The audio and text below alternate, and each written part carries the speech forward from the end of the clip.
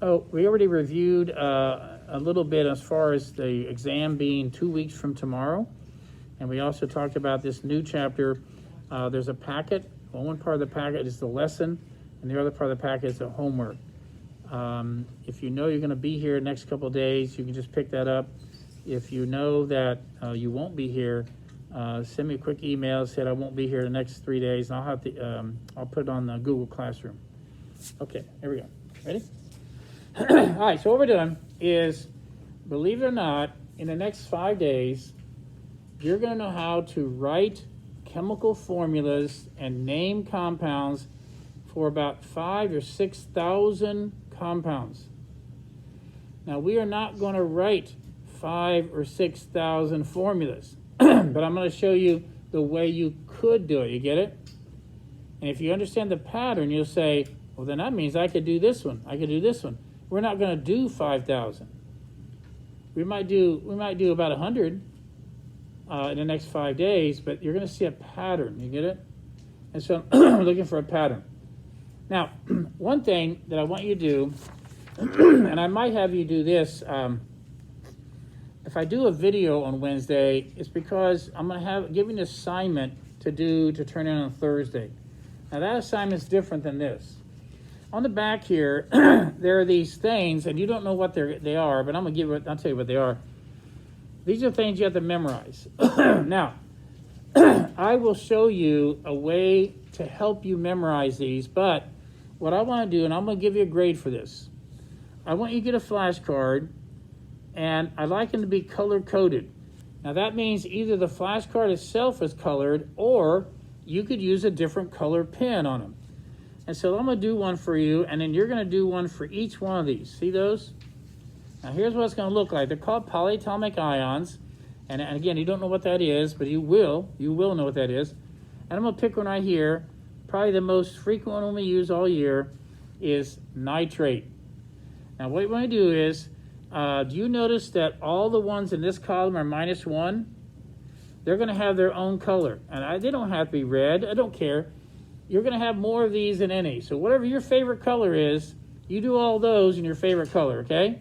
If it's blue, then you do it that way. And here's what we're going to do. On one side, it's going to look like this. NO3 -1.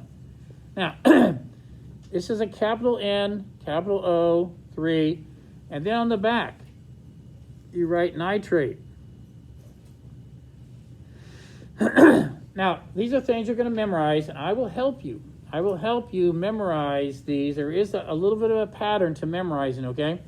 But for right now, you're going to make flashcards. Front, back. Now, I'm thinking about Wednesday having a small session where I do a video, and I'll say, okay, get your flashcards out. So once you have these done on Wednesday, I need to get them out, and I say, let me show you how to memorize these. And I'm going to take flashcards and lay them out in a pattern. You say, oh, that makes it a little easier. Okay, so now, you don't have to turn these in till Thursday, but I think you should have them done on Wednesday. Because on my Google Classroom thing, I'm going to have you, I'm going to assume you have them done. So, if you make them red, that's going to remind you, hey, all the red ones are -1. That's going to help me memorize the charge. Man, there's a lot of them. And then, the ones that are -2, maybe, oh, there's quite a few of those. I think I'll make those blue. And then, how many are -3? I never liked purple anyway. So you can make those purple if you want. And then here's the one that's +1 and say, I don't know, that could be white. You can use any color you want, but they have to be color-coded. They also have to have the charge on them. You can't leave that -2 there. And I don't really mind if you do 2 minus or -2. I don't really care which way you do it. You get that? Okay, so try to have these done by Wednesday. And then I'm going to show you on my little Google Classroom thing. I'll do try to show you how to memorize it a little faster. I also have little asterisks, and these are called the famous 8s. You don't have to have these memorized yet. And I even have some games. We're going to play some games to help you memorize these. But I would like you to start memorizing the famous 8s. And there they are right there. Okay, now, 1, 2, 3, 4, 5, 6, 7, 8. Oh, look, there are 8 of them. The famous 8s all end in 8. Acetate, nitrate, permanganate, chlorate, sulfate, carbonate, chromate, phosphate. Get it? If you can memorize those really well, I can show you how to memorize most of the other ones. All right. Believe me, I've done this for 30 years. I know you can do it. You're going to feel proud of yourself when you get done. Just like when you learn the periodic table, when you learn how the elements, a lot of you still know a lot of those elements. Some of you don't.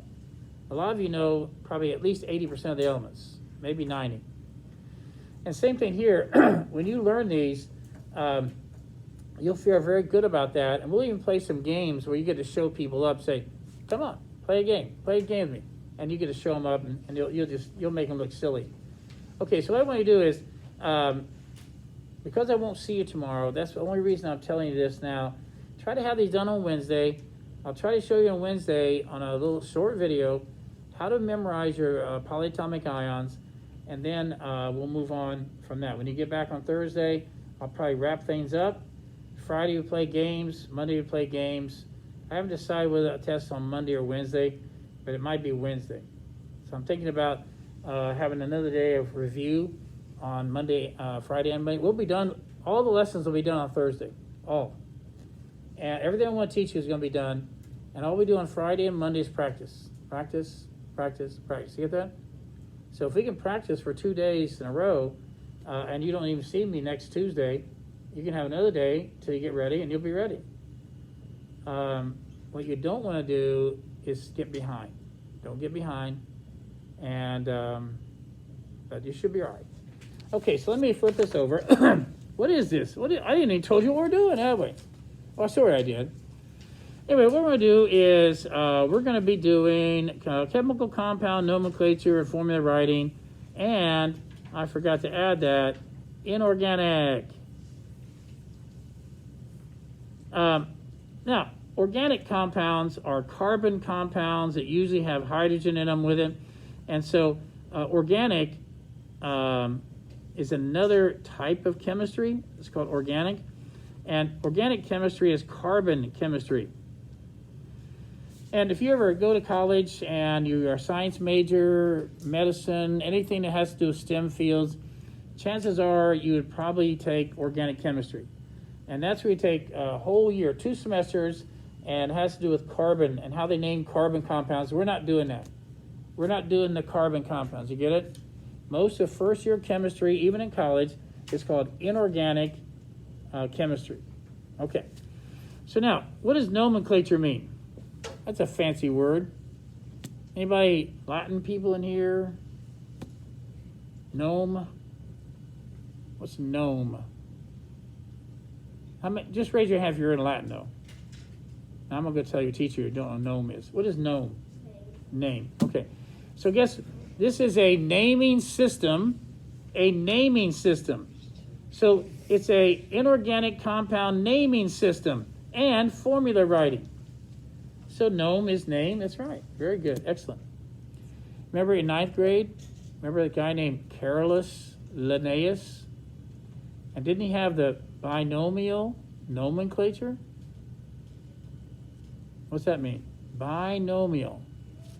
2-name naming system. And that's where he came up with things like every living organism is going to have a 2-part name. Homo sapiens, Felis leo. Isn't that your house cat? Felis leo, Felis tigris. That's a tiger. How about Drosophila melanogaster? That's a fruit fly. But anyway, if you heard about scientific names, Carolus Linnaeus, he's the one that started that binomial nomenclature, a 2-name naming system. Do you remember that? Did you have that in biology? Okay. And the first part of it's capitalized, the second part's not? Okay, good. Anyway, this is a lot easier than this, I think. And so what we're going to do is there are 5 kinds of compounds I want to teach you. Get it? Now, I'm going to give you an example. I'm going to tell you, if you learn this example, everything else that fits in that category is done the same way. So trust me on that, okay? Here we go. First of all, type 1 compounds are the easiest to name and write. I don't mean easy, but easiest. And first of all, they are binary. What do you think binary means? What does binary mean? Yes, 2 elements. Okay, they had to be ionic. What does that mean? What's an ionic compound? We had that last chapter. What is it? A metal and a non-metal. Let's take a look one more time. Periodic table. Okay, you belong over here, hydrogen. See a little stair step? There they are. There's the only non-metals we know about, and these aren't going to form compounds anyway. So now, whoa, plus hydrogen. There's not that many non-metals, are there? And what's the rest of them? Metal. Okay, so if one of you forms a compound with one of these, it's going to be ionic. Oh, somebody's going to lose electrons to become an ion. Somebody's going to gain to become an ion. Ionic compound, get it? So the first thing you're going to look at is it made, and here's your good example, NaCl. Does everybody know what table salt is? Have you heard that before, NaCl? Okay, now, look what I'm doing here. Metal, yes, metal. Non-metal, yes. Is it binary? 2 elements? Yes. And one more thing. You have to be one of the always metals. Uh-oh. Now, if you become a famous scientist, chemist, I made this name up. Don't ask another PhD person, don't you know they're always metals? I made this up. Here are the always metals. The always metals always do the same thing. Here they are. Group 1A. See it 1A? They are always will be +1 in a compound. Always. Group 2. You will always be +2 in a compound. Always. Now watch. Silver, zinc, aluminum. +1, +2, +3. Now you'll hear me say this 4 different days. One more time. Look at NaCl. Is it binary? Look at NaCl. Is it binary? Is it a metal and non? Is it ionic? And is it one of the always metals? Yes. These are always +1. These are always +2. Silver, zinc, aluminum, +1, +2, +3. Now you'll know what that means later, but for right now, I'll just tell myself type 1 is binary, ionic, and it has an always metal. And the metals are always written first. See that? Here's your example. Now, let me show you how to name that. I'm going to show you right now how to name it. You say the name of the metal. Okay, I can do that. And then, instead of saying chlorine, if it's a ionic compound, the non-metal, you chop the end of it and you put chloride. All binary compounds end in IDE. So, let's take a look. What if you made a compound with fluorine? What would the ending be? What would the anion, what would the negative ion be called? Not fluorine, but fluoride. How about this one? Chlorine, chloride. This one?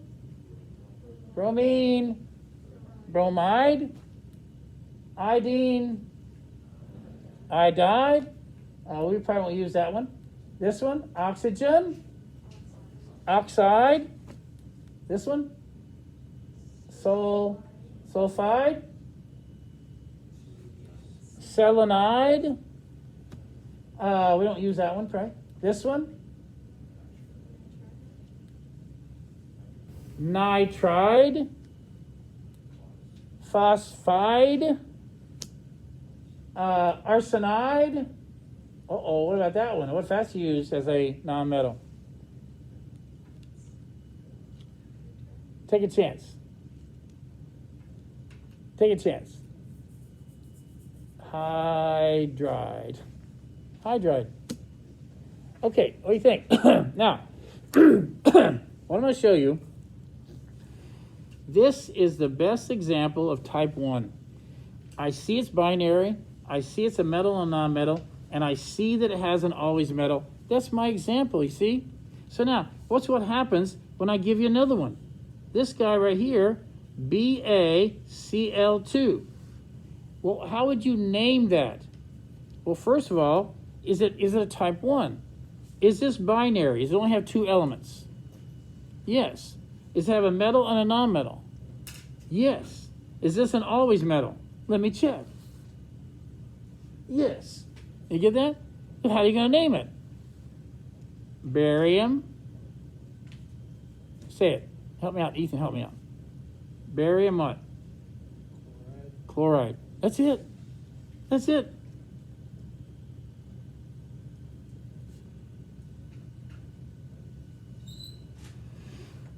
Now, notice that of the 5 types I'm going to teach you, only one do I pay attention to these subscripts when I'm naming it. Only one, and you'll have to be the last day. I will not pay attention to these subscripts when I'm naming these. You get it? Let's do this one. Al2O3. How would you name that one? All right. Noah Ramos. Name this. Aluminum oxide. Yes. That is exactly right.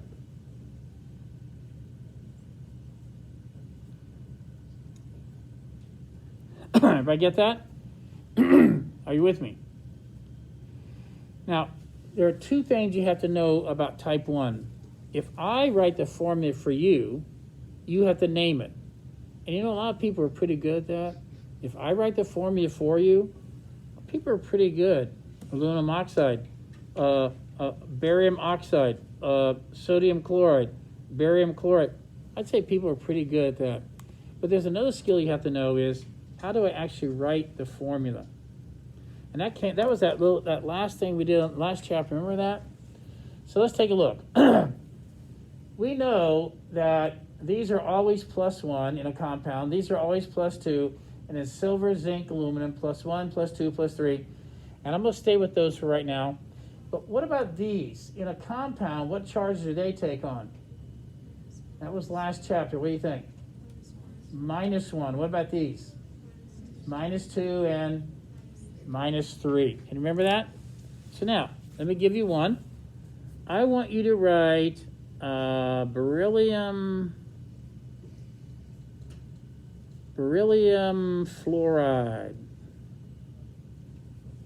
Okay, now how are we going to do that? I'll bet it has beryllium in it. And I'll bet it has fluorine in it. Okay, now, is beryllium, isn't always metal, isn't it? What charge is beryllium going to have? Find it. +2. And what about fluorine? -1. All compounds have a net charge of 0. All compounds have a net charge of 0. This is not going to work. How do I fix that? Remember this from last chapter? Okay, don't I need another negative guy? So what if I had one of these? He was +2. And what if I had not one, but what if I had 2 fluorines? Would that add up to 0? Then I would say BeF2. Get that? Now each fluorine's -1, but I have 2 of them. That's -2, -2, and +2. Ding, ding, ding, ding. We have it. What do you think? Believe it or not, that's how you do type 1. I'm going to give you a couple more examples. And if you can get these right, we're ready to move on. All right. Please write the formula for magnesium phosphide. Magnesium phosphide.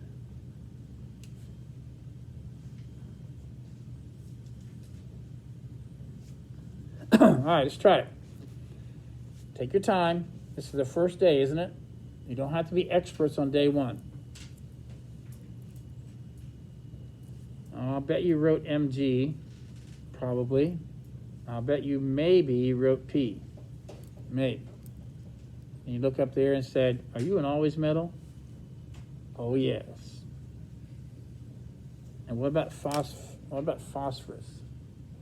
Not -1, not -2, but -3.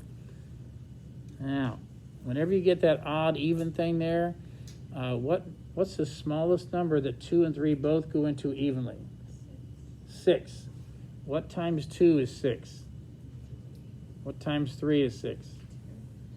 Now, if I gave you 3 of those, 3 plus 2s, that would make it plus 6, wouldn't it? And what if I gave you 2 of the minus 3s? Minus 6, and I think we got ourselves a compound there, right? I'm still looking. Everybody okay? What do you think about type 1? Well, this is going to be hard. It won't be hard if you just stay with me. If you forget how to do type 1 and I start doing type 2, then you're going to get in trouble. What about type 1? I'll give you one more. If you get this one right, we're going to move on. Okay, let's do another. Let's do zinc nitride. Zinc nitride.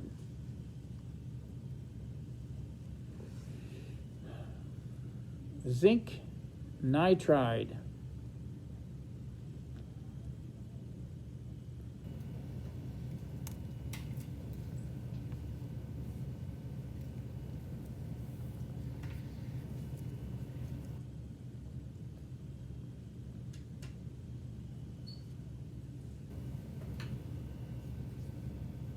All right, John, what do you got? Do you have ZN somewhere? Yeah. And do you have N, capital N somewhere? All right, what do you think? Since zinc was an always metal, right, and this is -3, it's kind of like the same one we just did, isn't it? See the pattern? All right, you know what? That's type 1. Now, the good news, you can already do probably, you can do close to 700 compounds right now. 500 at least. 500 compounds right now. You can do it. Well, not yet. 200. All right, but anyway. Let's go to type 2. Type 2, what's that? It's binary. What's that mean? Only 2 elements. It's ionic. What's that mean? Metal, non-metal. And not an always metal. Not one that always metals. Here are your 2 examples. If you could learn how to do the name this one, and you learn how to name this one, those are the 2 best examples I can think of. If you know how to do both of these, you'll eventually know how to do these. All right, so here we go. God had a building block set, and over there, and he was pretty neat because he even has places in the universe where elements are formed. And a lot of times sometimes they have novas where stars explode and they spread elements all over the universe. And sometimes you have elements that are created as they're crushed from hydrogen and helium into new elements. But anyway, some of the elements are we know what you're going to do. They're called the always metals. We know what you're going to do in a compound. But he wanted a building block that had a little more variety. So except for the ones that I said were always, everybody else can do more than one thing. Now, for example, you don't have this memorized yet, but iron can either lose 2 electrons and become +2, or it can lose 3 electrons and be +3. So when you lose electrons, you lose negative things, you become positive, right? Now, I didn't do that. Iron can be +2 and +3. Copper can be +1 or +2. I didn't do that either. Now, except for those 2, I do want you to learn copper and iron, but the rest of them, I'll have some way of letting you know what they are. Look at this guy here, manganese. He can be +2, +3, +4, +7. Anyway, that's one reason these are called transition metals, because they can do many, many things. It's also what gives a lot of our world color. A lot of world color comes from these. If you're an artist, you know that there's cobalt blue, and there's chromium yellow, and there's, you probably even know about, titanium white. Anyway, and diamonds. Some diamonds they're pink, they have titanium in them, or they might have some other of these metals in there, and they give them color. So God's pretty neat how he made all that. So here's what I'm going to do. Let's start out with this guy, and then we'll do this guy. Now, all I want to do is name them. You get that? Now, it's going to be identical to type 1, and then I'll show you the little twist. How would you name this if it were type 1? Max, help me out. Iron oxide. You are right. Now I'm going to leave a little gap there. See that iron? Leave a little gap here. Max, what would you name this one? Iron oxide. Yes. Uh-oh. You can see the problem the chemist had, right? I have two different chemicals, and we can't call them both iron oxide. Hey, go get me some iron oxide. Which one? So we have to have a way of figuring out which one you are. They're both iron oxide, aren't they? This is exactly what we did up here. But I have to fix that little problem here, and it's easy. It's easy.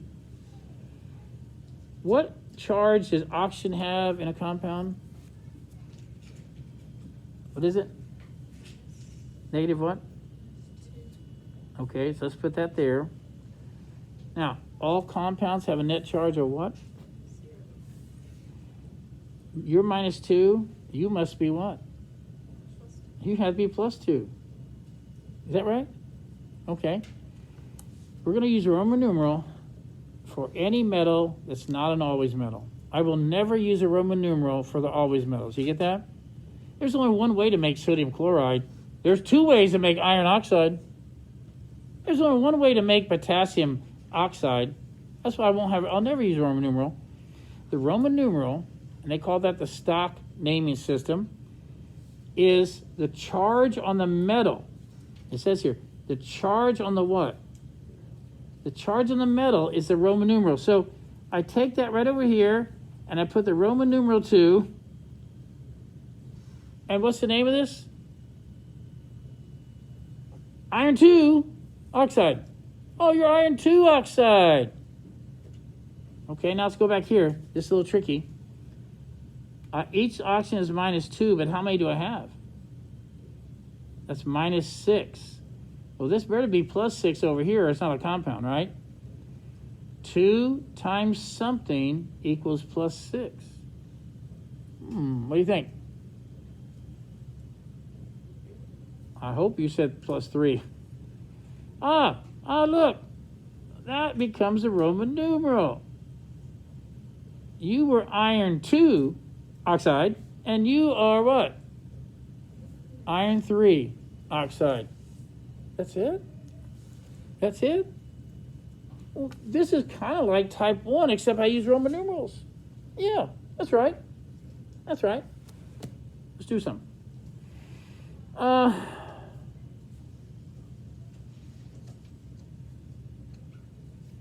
right, name those. All right, name those. CuO and Cu2O.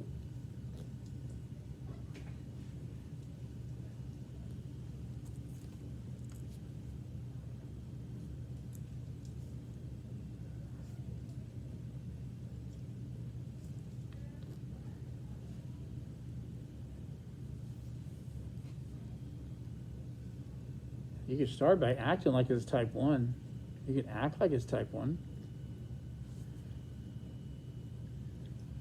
Oh, my God. Danielle, help me out here, okay? What are you going to name this one? Copper oxide. I would too. Copper oxide. What about this one? Copper oxide. Okay. But you know they're different chemicals, so we can't have the same name. So how did you fix that? How did you... You have to figure out the charges. Say it again? You have to figure out the charges. Yeah, I have to know the charge on the metal, don't I? What's the charge on oxygen in a compound? -2. Okay, now what's the charge on an entire compound? All compounds have a net charge of 0. So what's the charge on the copper? 2 + 2. So the Roman numeral becomes 2. This is copper 2 oxide. Notice, remember I told you the 5 types I'm going to teach you? Do not look at subscripts to name them. Get that? Only here, only the 5th one. So when I say copper 2, it means the charge on the copper is plus 2. Go ahead, Daniel, what's the next one? It would be, so copper, would that be plus one? Yes, because if this has to be plus 2 and there are 2 of them, then each copper must be plus 1, isn't that right? 2 times plus 1 is plus 2, plus 2 and minus 2. So here we go. Copper 1 oxide. Yes, no? Don't look at that. Don't look at that 2 and say copper 2. Don't do that. This copper here has a plus 1 charge, doesn't it? Copper 1 oxide. Copper 2 oxide. All right. Let's do some more. Let's see.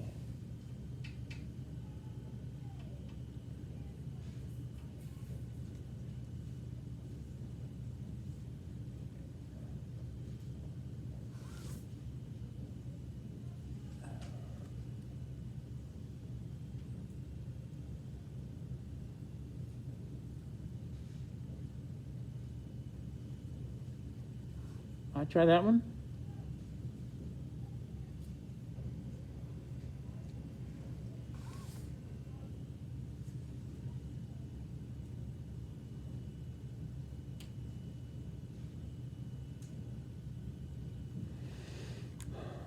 All right, so I'm going to give you the name.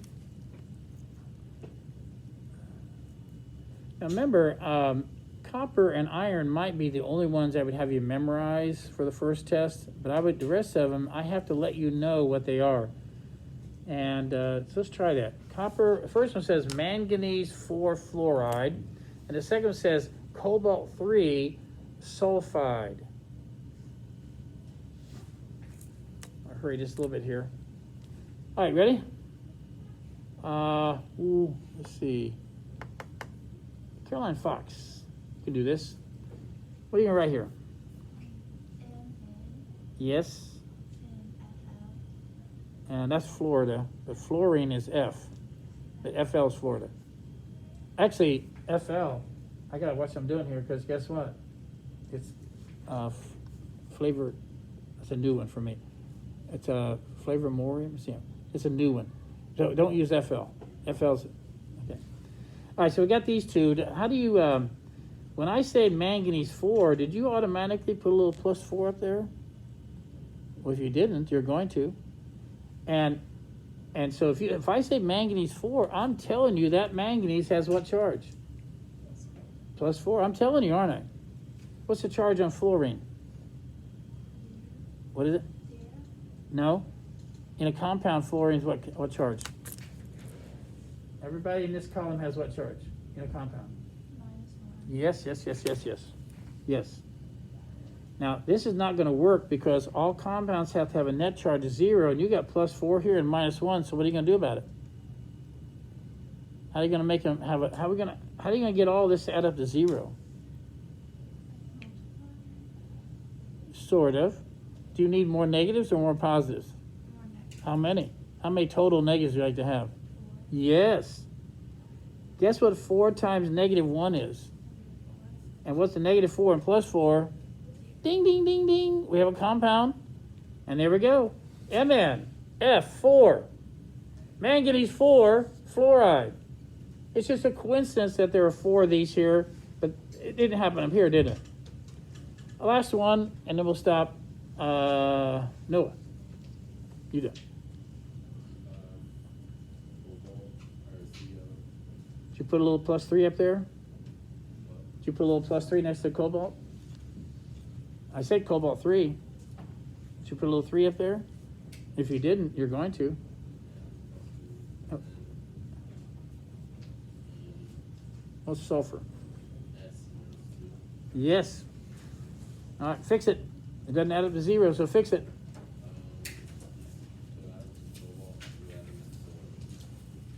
Two and 3. Look at that. Look at that. Honestly, if you can do type 1 and 2, you can know how to do a couple thousand compounds already. You get that? all I'm asking you to do now is if you'll make flashcards, and they have to be color coded, you get that? I want you to know there's a whole bunch of these that are -1. I want you to know there's only one of them that's +1, you get it? Okay, so on Wednesday, I'll probably have a small video for you to watch, and if you have your flashcards in front of you, I'll say, here's how you're gonna memorize these, all right? All right, you did a great job. Great job. It's not that scary. Was it not too scary, right? I mean, we got more to do. We have more to learn. Okay, see you later. Thank you.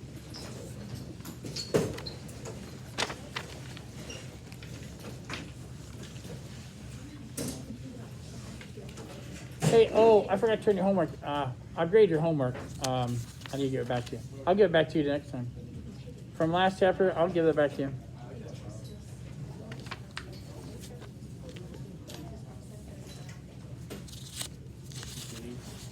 Can I maybe have my test earlier? Yeah, To study? all I have to do, I just got the file folders.